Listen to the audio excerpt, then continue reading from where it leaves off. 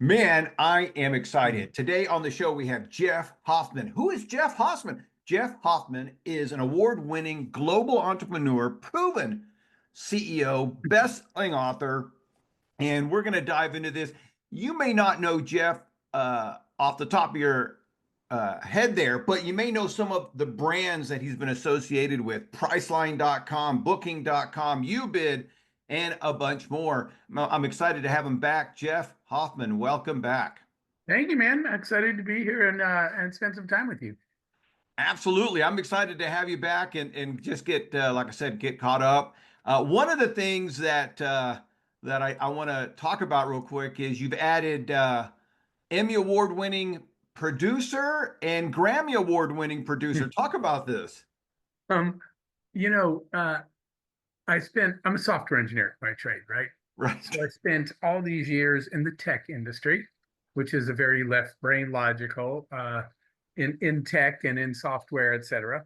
And I always wanted to get a chance to understand the two things, Bert, to understand the creative process a little deeper by participating in it. But the other thing, honestly, was I would look at the entertainment industry and their ability to market, like it's the ultimate marketing machine.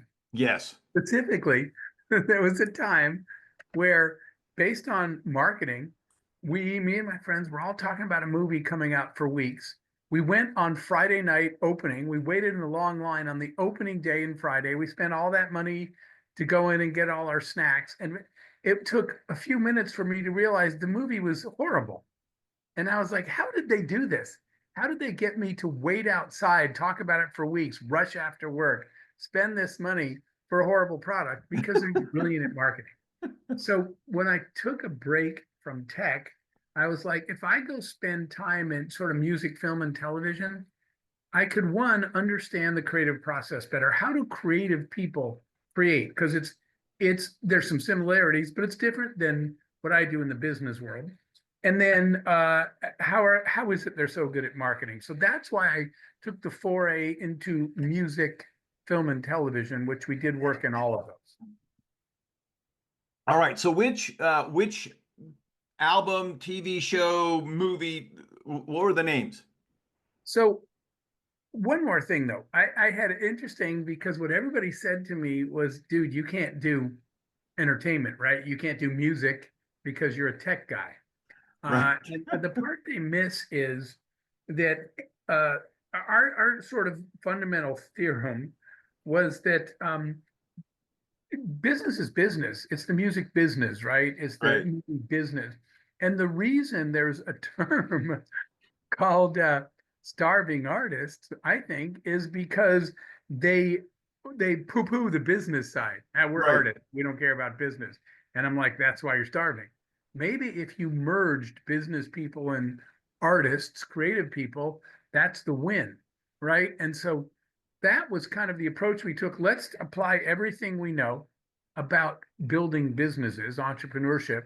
The difference is in one company, I still have finance. I have to identify my customer. I have to build a product. The difference is in one of these, I have musicians and singers, and the other ones, I have coders and database analysts. And Right. either way, I have domain experts creating a product. And all of these, I have to finance it. I have to find the audience. I have to market to the audience. I have to service. How is it different? So that was our theory, that you still have to just build the right team around them. So we got involved in the in tours and concerts, the business side of the creative business. But we did uh, produce one album of our own, which was a jazz album. And so that's a combination of the art and business, right? Right. Everything from financing to studio space to the musicians to engineers and mastering and sound editors and then marketing. There's all these business tasks. It's not just playing an instrument. And so I was doing the business side of producing this jazz album with a friend of mine who's a saxophone player. He's doing the creative side of it. And as crazy as it is, that jazz album, it's called The Offense of the Drum. The jazz album got nominated for Best Jazz Album and won the Grammy that year. So we got all dressed up, went to the Grammys, and were able to come home with one for the album we produced. Crazy fun experience.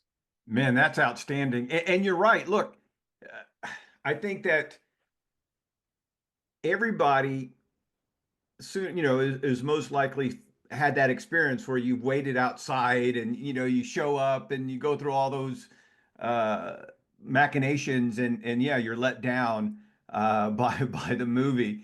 Uh, and but there's something fun about that experience, right? There is that is part of the experience is waiting and waiting for that, the anticipation, being there with your friends. If it's a good movie, it makes the experience that much better. And so I think that is just a fun thing.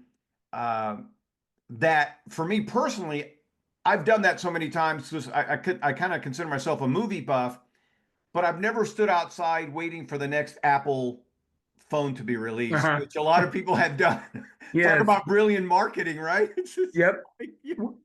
Without a doubt. In fact, that example was one of the ones I learned a lot from the day it occurred to me. And I had the opportunity, since Steve Wozniak's a friend, to get some first hire. And back in the day, John Scully, when he took over from Steve Jobs. So I had a chance to get some firsthand information from the founders and builders of Apple. But the day I was trying to understand the brilliance of their marketing in selling phones, and I got schooled.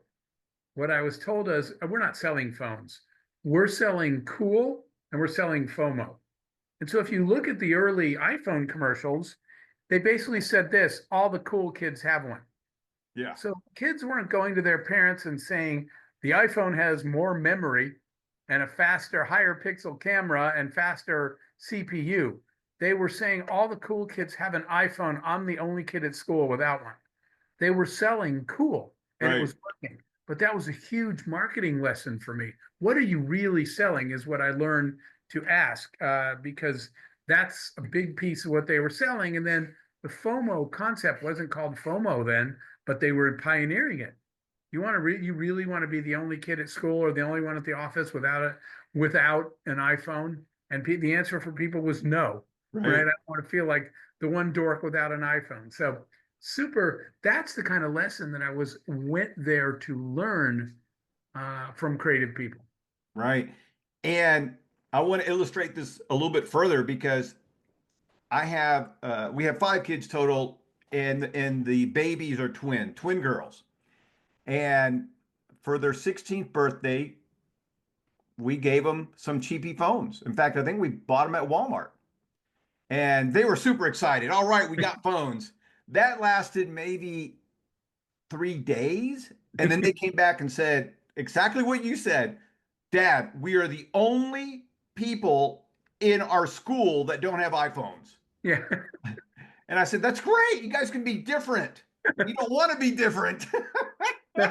But here's and so here's the thing that happened next is I said, well, I'm not going to buy you iPhones. They're $1,000, whatever. I'm just talking. Right. You're going to have to get a job and figure that out. Oh, and I take that back. There were 15. That's what it was. And that's what they said, Dad, we're 15. We can't get a job. I said, well, you'll have to figure something out. I'll be glad to help you. Maybe you guys can do some work around the neighborhood and drum up some business because I had done that before with my oldest son.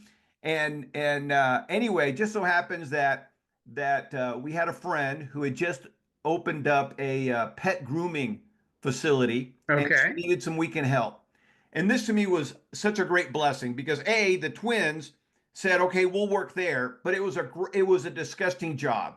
Uh, they had to deal with animals, hair, urine, fecal matter, all that. It was a disgusting, hard work, hard job, but they did it because they wanted those iPhones. There it is. And And that is a great lesson for all people, but especially for young people, the relationship between wanting something and earning it, yes, and and working for it. That happened to be, quick side note though. go ahead. Shaquille O'Neal's a good friend of mine, and Shaq has a funny story of calling all his kids into the living room for a family meeting and sitting down and said, I have an announcement to make. And the kids are all sitting there, and Shaq says, I just want to make sure you guys know I'm rich and you're not. And he said, so you better get off the couch and go do something. You're not rich, I am. And so, and not in a mean way, Right. right? Shaq was explaining to them, I work super hard to get where I am. You're gonna have to create, you don't have to do something in life. You can't just sit here.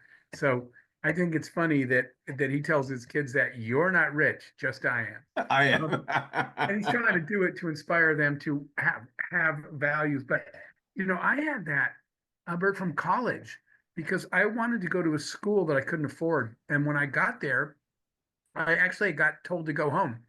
They Wow. said you were not able to pay the full balance, which is fine. I'm not mad at them. It's like you can't go to a steakhouse, order a steak, and when they come back, say, I only have $10, but I really wanted a steak, right? Right. It worked that way. So the school said, even with aid and scholarships, you have a balance and you can't go to school here if you can't pay for it. You need to go home. And I sat there, the same thing you just talked about. I said, I want this diploma really bad. I don't want to go home. How do I solve this problem? And I wound up starting a little company in the basement of the university, which is how I funded the balance of my education and still graduated on time. So it's an important lesson for everybody, right? When you want something, make a plan. By the way, as you know, right? When you're out there doing that hard work, outside sweating as a kid or whatever you're doing, or even for me, when graduation day came and all the hours I put in of all that work, victory is so much better Yes. when you have to fight hard for it. It means so much more to you than when stuff is just given to you and then it has no value. Oh, absolutely. Absolutely. And one of the things that has happened here in America, because we are so blessed, Yep. is that finding hard jobs, getting kids to work hard and to do hard things is getting harder to do. Yes, sure is. When you and I were growing up, work ethic was constantly talked about. I remember in my household, growing up, my parents would talk about working hard and working in work ethic and improving yourself to your employer on a consistent basis. It was at least, I don't know, a conversation that we would have probably 15 or 20 times a year. Yep. And that has been eroded. And so I think that a lot of people, again, parents that grew up working hard want to somehow eliminate that for their kids. And I think they're robbing their kids of the stuff you're talking about, that sweet, sweet taste of victory when you've busted your butt and look what I done. I did it. I got myself through school. I got my iPhone. I accomplished my goal. That is something that stays with you the rest of your life.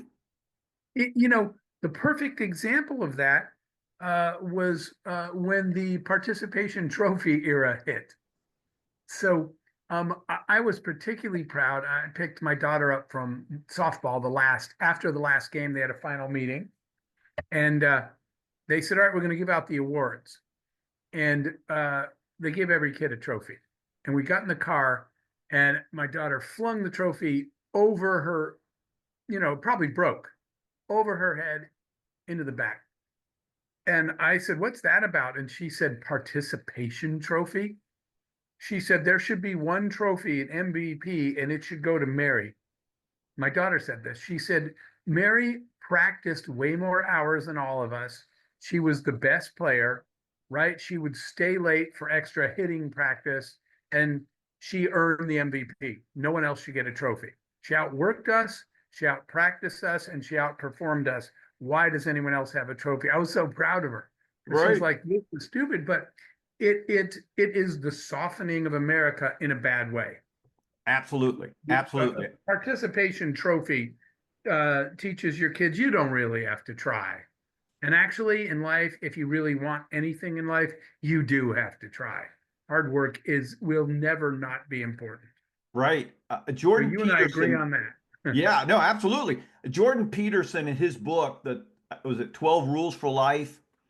There is a chapter in there where he talks about raising children. And I tell everybody that is a must-read chapter if you want to raise your kids. If you want to raise strong, independent children, it's a must-read chapter. And he talks about that if you don't set standards for your children, if you don't teach them work ethic and how to get through hard things, um, if you make it so easy for them, eventually, as they're going through school, those are the kids that are labeled as weird. They have a tough time making friends. They tend to eat alone. They turned out to be loners, and Hmm.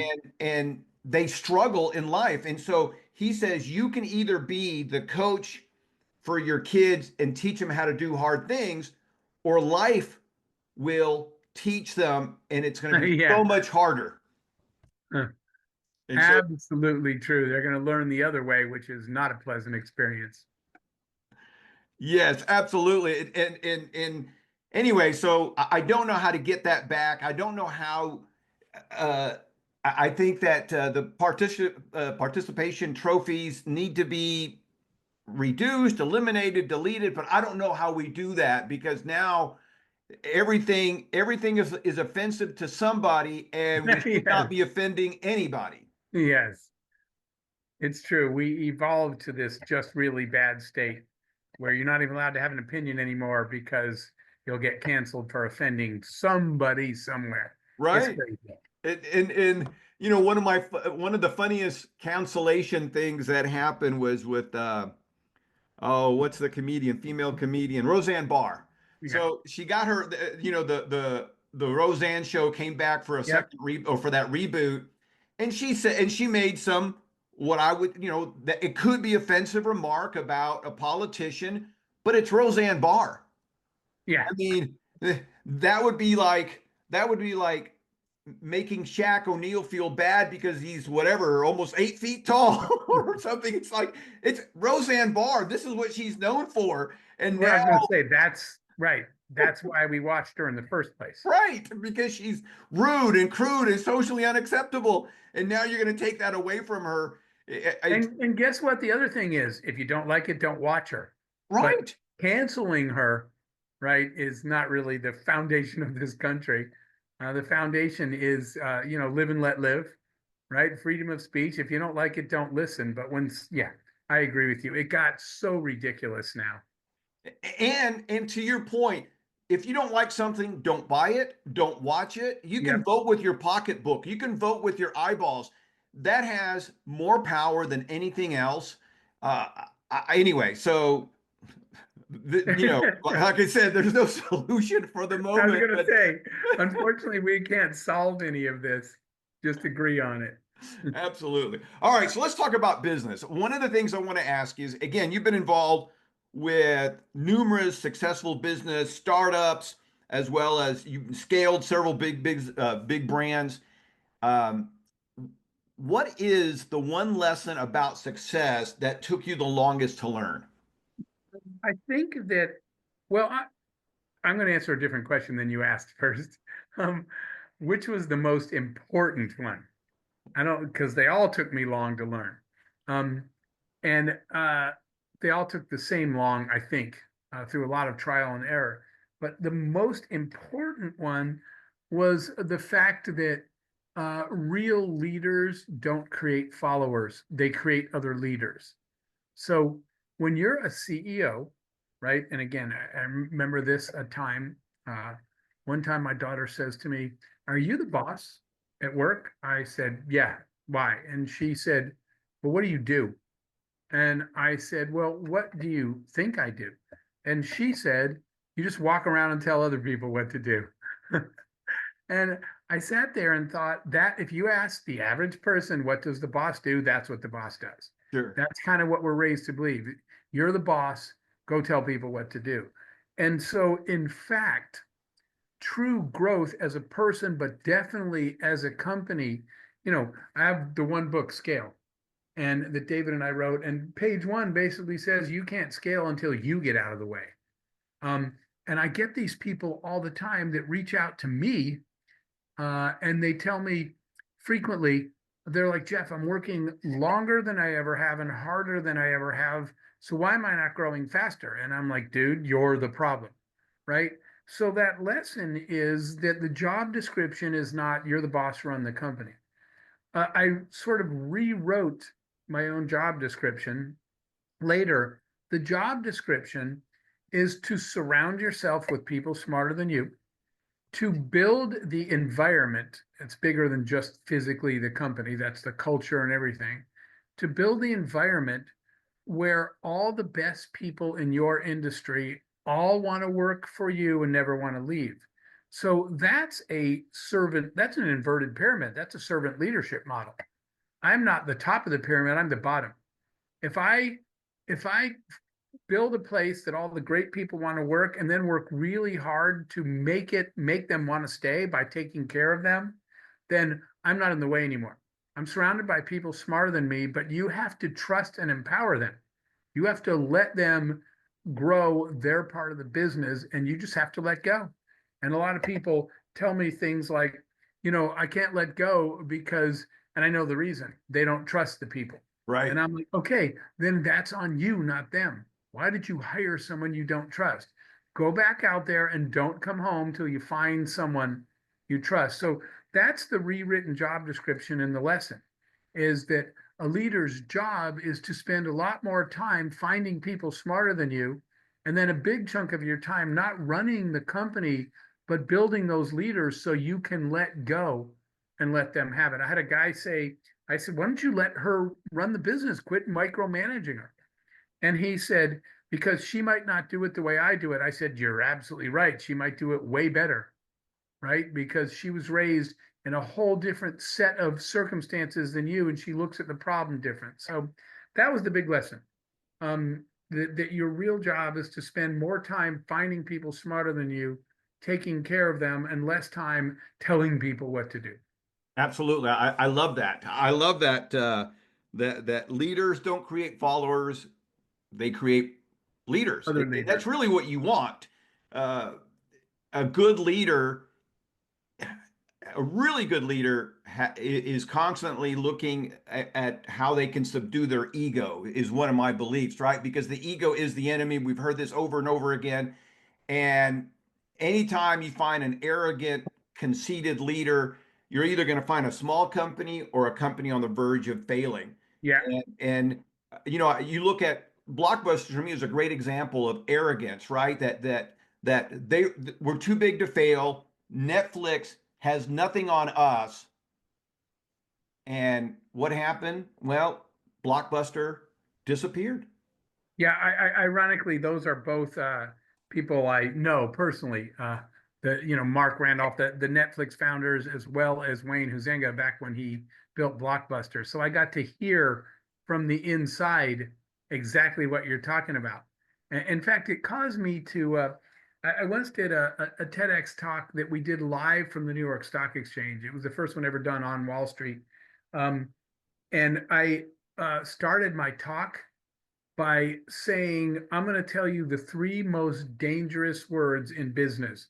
And I wrote on the board, we're doing fine. And I said, that's literally the three most dangerous words in business, because that was Blockbuster and many other, that was Kodak and so many companies. In a way, this is going to sound weird, but in a way, a little bit of that is even IBM. I Yes. was talking on a college campus recently, and something came up where I said IBM, and college kids today, these 19, 18, and 19-year-olds said, what is that? Is that a What is an company? IBM? I said, wait, what? And they said, we don't know that company. They have actually never encountered IBM in their lives. They only know Google and Facebook and, et cetera, et cetera. They've never worked with any IBM product, technology, anything.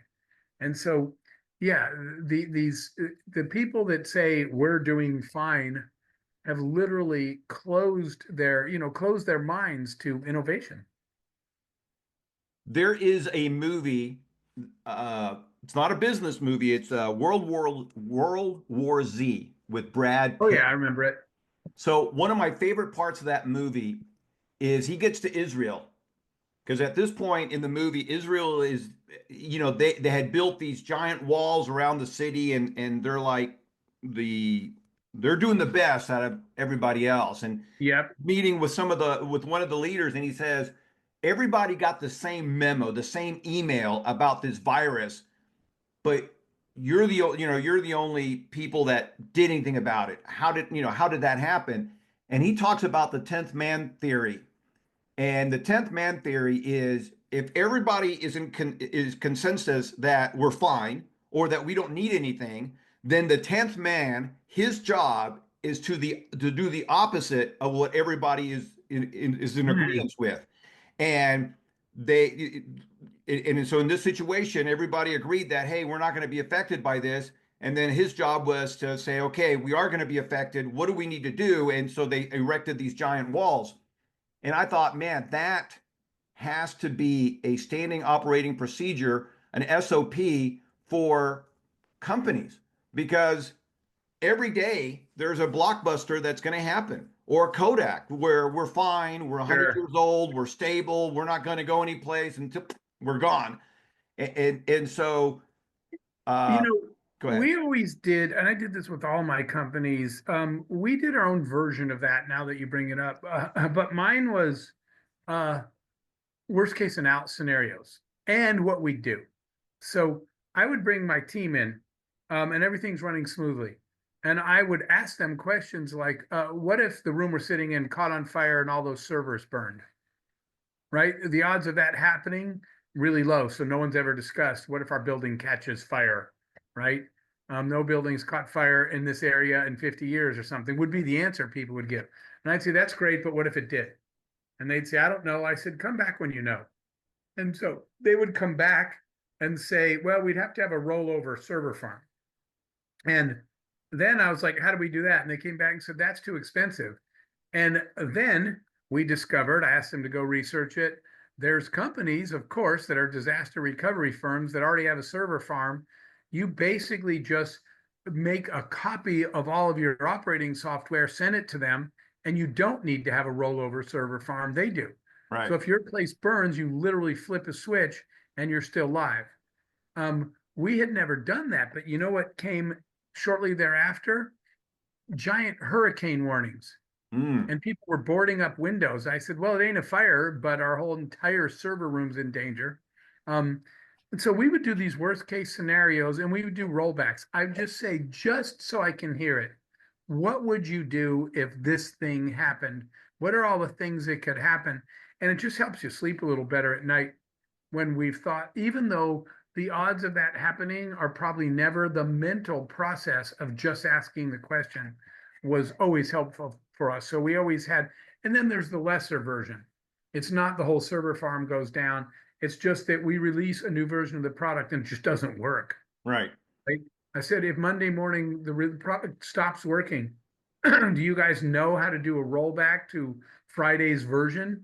Do we know how to do that? And they're like, we had to roll back because it's always worked. And I said, the moment that something doesn't work is not the time I want you to start figuring out how to do a rollback. Let's Right. do it now in case it ever happens. And of course, one day it does. Sure. And this is something that is hard for humans to, what's the word I'm looking for, to put into the matrix of things to do, because nobody thought 9/11 would happen. Yeah, of course. Nobody even expected COVID. Right. And I hope they talk about COVID or something worse will happen again. And I'm hoping one of the lessons we learn is we don't need to shut down our economy. We need to Right. keep it going. But bottom line is, it's one of those human nature characteristics that when things are going good, things are always going to be good. Yeah. And when things are going bad, they're always going to be going bad. And we forget that it is this up and down roller coaster. We're going to have a high and we're going to have a low, and how are we preparing for both? Because they both need to be talked about.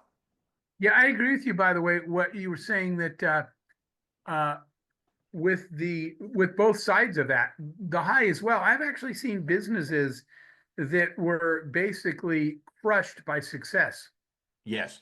because they're actually one of my favorite stories, and it was a while ago, so it depends on the age of who's listening to us now. But it was e-toys. E-toys was a really good idea, and it saved people because it had something that the toy store didn't. Besides the convenience of using the internet and going to the toy store, on e-toys, so here, let's say it's a 32-year-old dude. He goes to the store to buy a present for his 5-year-old niece who lives in Milwaukee. This 32-year-old guy has no idea what a 5-year-old girl, he's single, Right. what toys they like. And if he goes in the store, who knows who's working that day? It might be a high school kid, Right. right? They have no data in their head.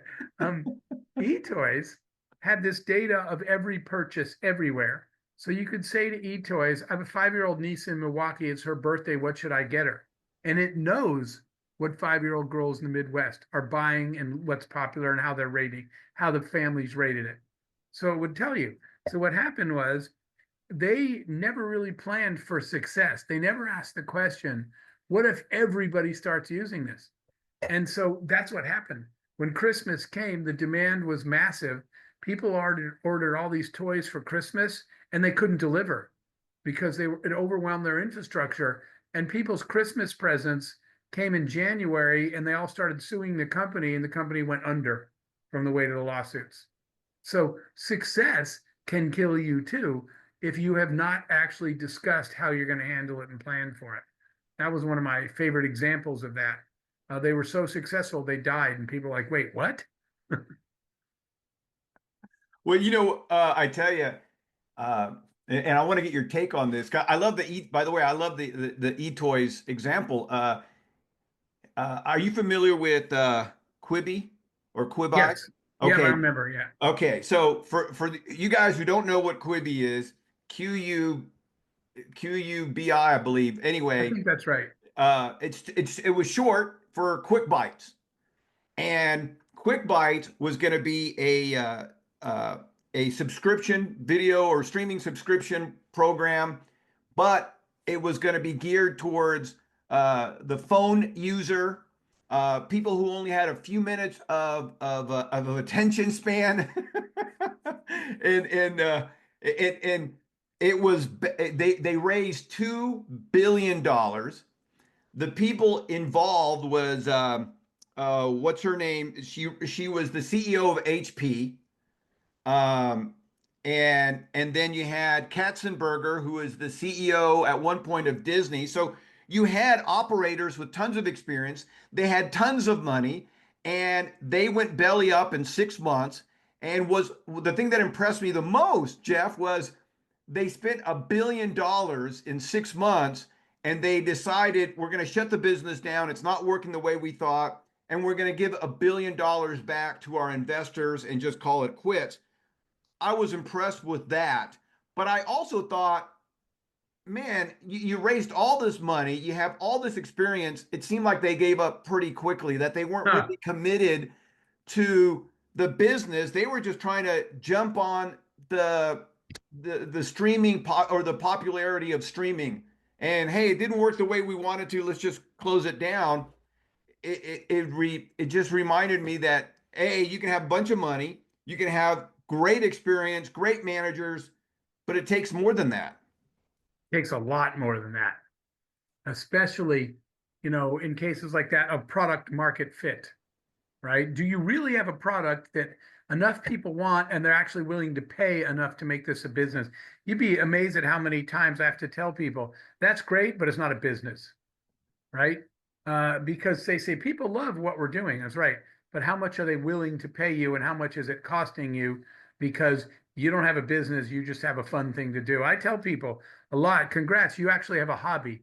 Hobbies are things you spend money on to do. Businesses are things other people give you money to do for them. And a lot of people don't have that value equation that really makes it a business. All right, so let me ask you this. Again, you have tons of experience. You worked with some of the biggest leaders. What's a common mistake that you see entrepreneurs making over and over again? Oh, okay, yeah. Well, again, there's numerous, but the one that popped to my mind right away is this: it's being blinded by your own brilliance, meaning that believing that your opinion matters. So I'm going to give you the example out of my own failure. Okay. Um, we were building a product, and at the time, the core customer was a stay-at-home mom. Here is the problem: I am not, in fact, a stay-at-home mom. Never have been.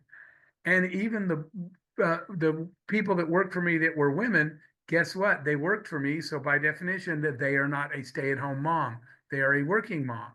So what happened was we sat in our room and we discussed how to build a product for stay-at-home moms. And then we released it, and no stay-at-home moms bought anything. This was a company that we had that failed. And the lesson was, you know what I wound up doing, Bert? I wound up making this cardboard cutout named Amy. And Amy, life size. Amy had an apron on. She had like the phone in, holding it with her no hands, a baby in one hand, a vacuum cleaner in the other hand, and she was trying to stir spaghetti sauce at the same time. And that was Amy. And people we put them in our office and in our conference room, and people would come up to me and they'd be like, "Hey boss, I got an idea." And I would point the cutout and I'd say, "Why don't you explain it to Amy?" And they'd look at this frazzled stay-at-home mom, right? And they would say, "She'd never understand this." And I would say, "Then I'm not interested. If you can't explain it to Amy, it's not going to work anyway, so go do something else." I see that all the time. People are not the customer, and yet they're telling me what they're going to like and why they're going to do it.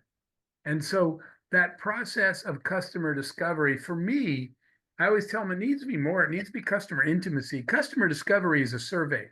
Right. Customer intimacy is actually going and spending a day in the life of those customers without them knowing that you're building a company. People say, I talk to customers all the time. Right, you survey them and they know you're trying to sell them something. If I sell insurance and I'm wearing a shirt and a hat that says Jeff's Insurance, and I walk up to you and say, ask you some questions, what do you think happened? You're immediately in defense mode because I'm trying to sell something. So what we used to do, and even in the Priceline days, when we were building the consumer product, I went to grocery stores multiple times in jeans, not in my work clothes, and just talked to moms about their purchasing habits and how they do what they do. So spending time trying to spend a day in the life of the person you thought was going to pay you is really important. If it's a B2B product, one time I asked a VP of finance at a company if I could send a couple software developers, instead of take your kids to work day, I wanted to do take your engineer to work day. The engineers didn't want to do it and the customer didn't want to do it. And I talked them all into it. And at the end of the day, it was unbelievable because my engineers came back. All they did was follow her around all day, just with notepads, not speaking. They went to all of her meetings. They just did her day. And they came back and like, oh my God, we got some amazing ideas for new features because we had no idea what she actually does in the office. We only knew this one thing that our piece of software does, but we're not even addressing the most important issues because we would never have known them because we don't work there. Right. So that's the biggest mistake. Quit being blinded by your own brilliance and get out of the office. Go spend a day wherever that end customer is and figure out what they actually value and how they operate. Entrepreneurs don't do that because they think their idea is perfect. Absolutely. They talk to people. They tell me I did customer discovery, but what they actually do is surveys in sales mode. Right. Absolutely. And to your point, you walk up to any stranger and, hey, can I ask you a couple of questions? Defenses go up. Yeah. And now, if you're wearing an insurance logo and stuff like that, even that wall goes up even bigger and thicker, or whatever you want to call it. But it is a what do you call it? A powerful data gathering tool to do the intimacy you're talking about, that deep dive. And sometimes that takes time and money, which again, a lot of entrepreneurs, because they are blinded by their brilliance, they don't want to hear that. They don't want to hear that will not work. You're not serving the right customers. You're exactly right. And it's not usually money, it's time. When I Yes. was working on the airport kiosks, I went a lot of days and just hung out at the airport where people were checking in. And I said, man, how long have you been here? Said, do you travel usually on Fridays? How long are the lines? You ever missed a flight? How long do you think this line should take? Just standing in the airport with other people, pretending to be a traveler for hours, asking them questions. If I send them a survey monkey, that's completely different than when I'm just standing in the airport and they just think I'm a fellow traveler. They will tell me things they won't when they know you're selling something, but it requires a lot of investment of time. Absolutely. One of the things that we did for a customer, it's again, this is an airport type customer that we're trying to go for, is we actually sent people to the bars of the airports because if you're sitting at a bar, Yep. you're tired, you may have already had a couple of drinks and you're loosed up. Yep. Makes You're in sense. a lot of them are in social mode, or they just they just trying to take a break from their day. Gathering that information is massive. It is such it can absolutely make or break your business. And again, it's a step that I think you're right. A lot of entrepreneurs don't want to do. It takes time. It takes money. They're afraid of the result also. We had a customer that had already spent like $300,000 developing this software, and first thing we said is, have you done any kind of customer research? Oh, no, no, this is, I think this is going to work because of this reason, that reason. So we convinced him that, hey, we need to do customer research. We need to find out if they're going to be interested in this.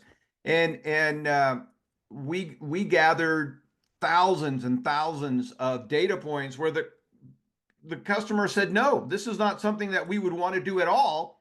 And the individual company decided that, hey, with all this data, we're going to stop doing what we're doing, because I think they were looking at spending another $400,000 or $500,000. That data changed their mind and they pivoted to Mm, something else. And again, most people, like you said, they're blinded by their brilliance. They don't want to hear that. they don't. They want to live it. They want to stay dumb. They want to. They don't. That's the danger, because if they hear it, they feel like I'm kind of responsible for the information I just collected. Um, and a lot of times they just disagree. And I'm like, no, no, the customer's wrong. And that's the case where the customer is not wrong. Um, and they say that. There's a lot of times customers are wrong. Yes, For example, the customer is always right.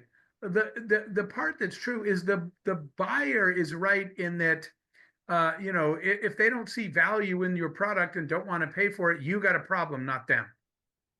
You can't just say, no, all those people are wrong. My product is worth this much. Okay, but zero people are willing to pay you. Quit blaming them. It's you. There are times when the customer's wrong. I called my team together once and said, we're firing a customer. But I fired the customer because the way that he was treating my account managers, I will never allow someone to talk to my people that way. So I told him, unfortunately, we're firing you. He's like, you can't. I said, we just did. And he said, well, you're going to lose this revenue. And I said, you're right, but I'm going to keep my people. And I said, absolutely. it's going to hurt. I will lose this revenue and I'll have to go get a customer to replace the money we made for you. But I'm not going to let you talk to my people that way. And he, uh, interesting thing was, after we fired him, they came back a little later. Their company called, said, what happened? And I said, your guy's a complete jerk to my employees and I'm not going to put up with it. And they're like, we're moving him to a completely new job and we'd like to re-up, and we'll renegotiate for a higher price if you please take us back. So I wound up winning in the end. Like, we'll pay you more. I didn't even ask for that. They said, and we moved him out. He doesn't work in this part of the company anymore. But I had to fire somebody. The customer's not always right, but the buyer is in that part, right? You have to listen to the person you thought was going to whip out their credit card. Absolutely. And it's funny you should say that, because I changed it a while back. Instead of the buyer's always right, the market's always right. Yeah. If Oh, the, that's great, man. I'm going to have to quote you on that, okay. because It Bert, I always tell people markets make themselves. They Yes. do know the markets know the answer. So that's actually brilliant, because the market is always right. Thank you. And you know what? And the way I learned this was, you and I can come up with what we think is the best ad in the world. Oh my gosh, this is going to help us achieve X. This is a brilliant ad, great creatives. We're excited about it. We publish that ad and we get crickets. The market is always right. If nobody likes your ad, they're not going to click on it. You're not going to create the goals that you wanted to create. So stop, and the great thing about today is with digital, you can test an ad fairly quick and say, okay, look, this ad's not working. We got to come up with something else. But that's where that came from. The market is always right. The market sets the price. It may not always. You may not always see the trend because trends tend to sneak in, I think, but the market is always right.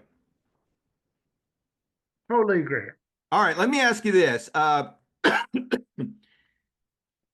You wrote the book Scale, available on Amazon or wherever you buy your favorite books. I'm going to put a link here in the show notes, but I wanted to ask you this. How do you know when it's time to scale and when it's time to pause and reassess? Um, I think in a way you and I just hit that. The market tells you. Uh, so I think you get all those signals from the market. But the answer for me, the term I always use is when you achieve sales velocity. Early on, sales are hard when you're introducing everything new, and you measure, that customer acquisition cost, which includes time. How hard and how long and how expensive to get the next customer. When you get a point where you continue to refine your marketing materials, your sales process, your messaging, right? You refine the targets of who you're actually trying to close sales with. Eventually, you get to the point where you achieve some sales velocity. You're like, wow, we're on fire now. We're talking to the right people with the right message at the right price, and they're saying yes fast. That takes a while to get there. Early on, you get to points where you're like, we should just stop selling this to small business owners, making up an example. They just can't afford it. Or schools will never have a budget. We're wasting our time. You continue to refine this. So again, you refine your messaging, you refine your target for sales, you refine your pricing. And then one day you hit this velocity where you say, man, every time I go out, I come back with 3 out of 4 yeses. That's when you're ready to scale.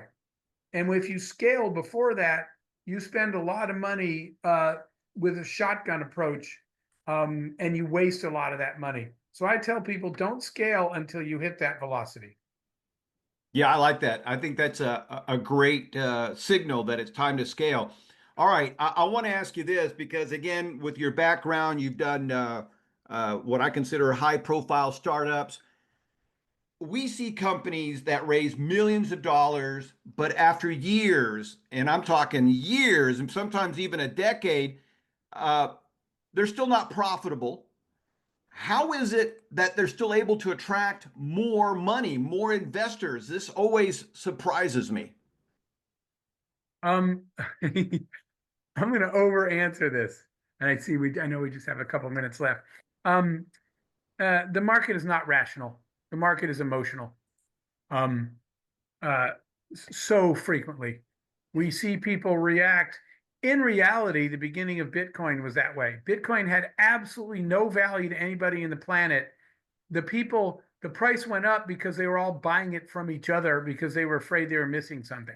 In Right. fact, at the beginning, it was totally worthless. So the only market that Bitcoin had was FOMO. You better buy this because it's going to be worth something. It's only worth something because you idiots are all buying it.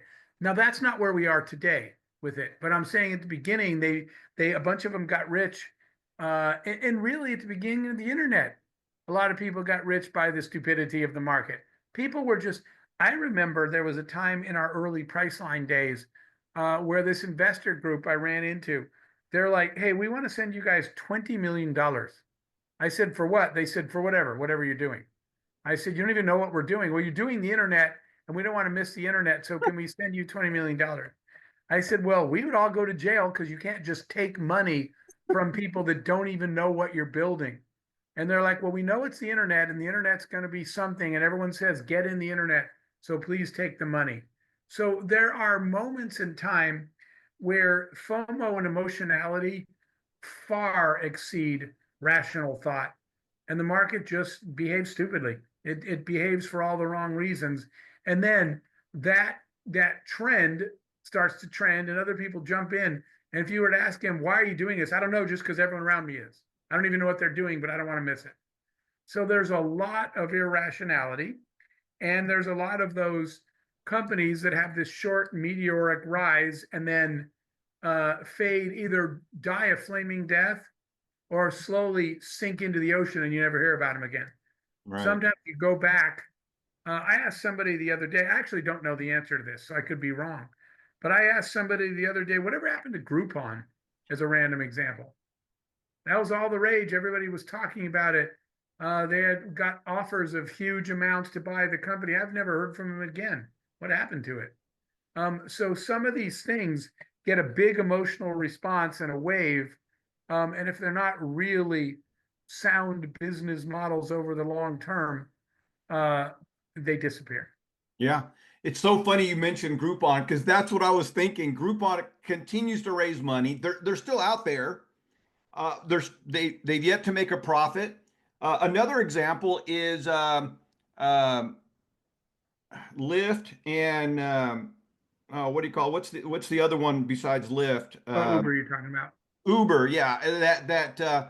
Uber just finally made a profit. It's been around, I think, again, a decade, Yep. and it's fine. I think it had its first profitable quarter last quarter or last year, and something like that. And I'm thinking, and I want to get your take on this, is that ultimately, back to what you're saying about the emotional side, people aren't necessarily buying the numbers. But they're buying maybe the team. They're buying the team leader. They're buying the vision. So, okay, Groupon still hasn't made a profit, but Groupon is still doing this. I see their vision, so I'm going to invest some more. That's the only thing I can think of is that people are betting on the jockey, not the horse.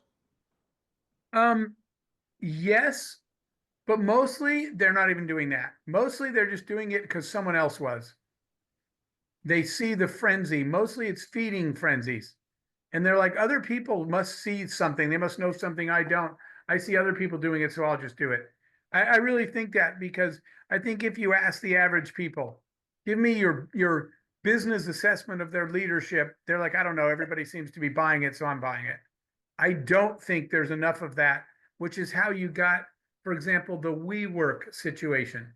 All these people invested in that because that guy painted a brilliant picture. But if Right. anybody, he himself said, no one asked me any business questions.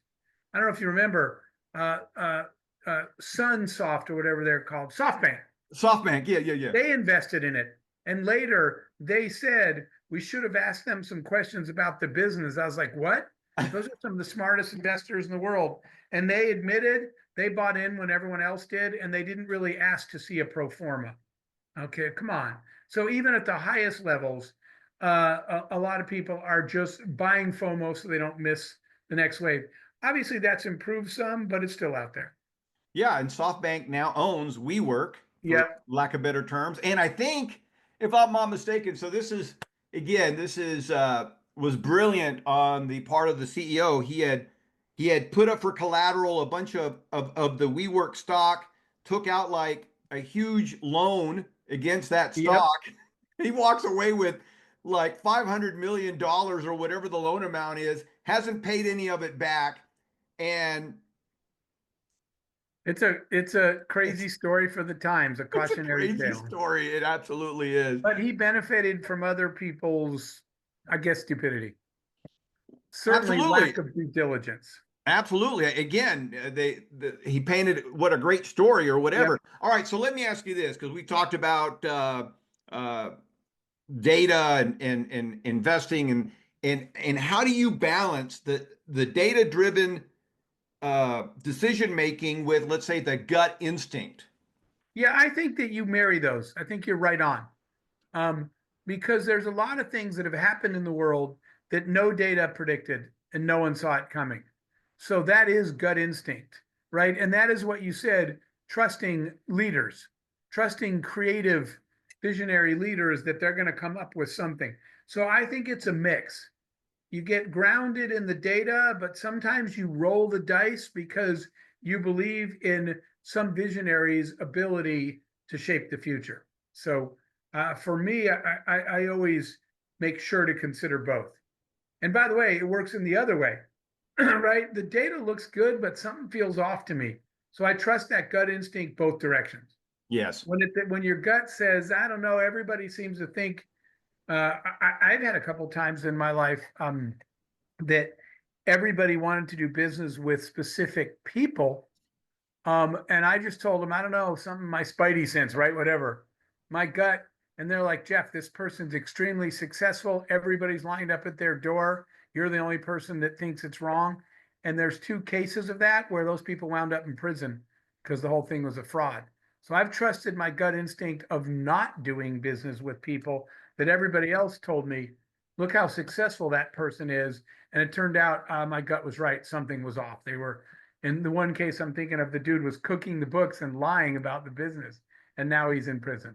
Absolutely. So I've got to leave in about 1 minute. Okay. All right. So my last question to you, I wanted to get this. At this stage in your life, what drives you? What gets you up? What gets you excited?